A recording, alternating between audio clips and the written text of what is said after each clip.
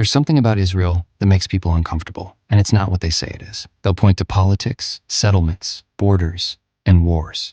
But scratch beneath the outrage, and you'll find something deeper. Discomfort not with what Israel does, but with what Israel is. A nation this small should not be this strong. Period. Israel has no oil, no special natural resources, a population barely the size of a mid-sized American city.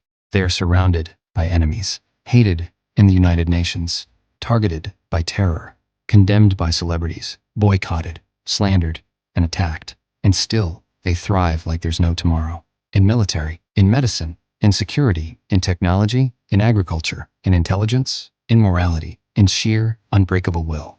They turn desert into farmland. They make water from air. They intercept rockets in midair. They rescue hostages under the nose of the world's worst regimes. They survive wars that were supposed to wipe them out and win. The world watches this and can't make sense of it. So they do what people do when they witness strength they can't understand. They assume it must be cheating. It must be American aid. It must be foreign lobbying. It must be oppression. It must be some dark trick that gave the Jews this kind of power. Because heaven forbid it's something else. Heaven forbid it's real. Heaven forbid it's earned. Or worse, destined. The Jewish people were supposed to disappear a long, long time ago. That's how the story of exiled, enslaved, hated minorities is supposed to end. But the Jews didn't disappear. They actually came home, rebuilt their land, revived their language, and brought their dead back to life. In memory, in identity, and in strength. That's not normal. It's not political. It's biblical.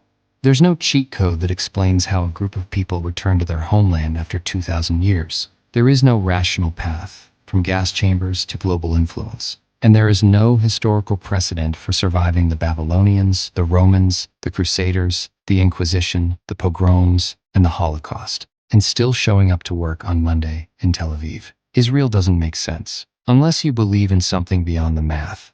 This is what drives the world crazy.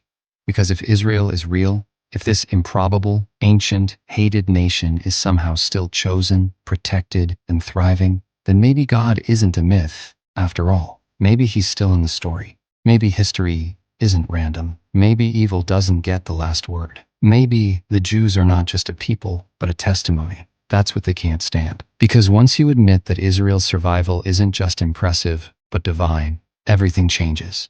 Your moral compass has to reset. Your assumptions about history, power, and justice collapse. You realize you're not watching the end of an empire. You're witnessing the beginning of something eternal.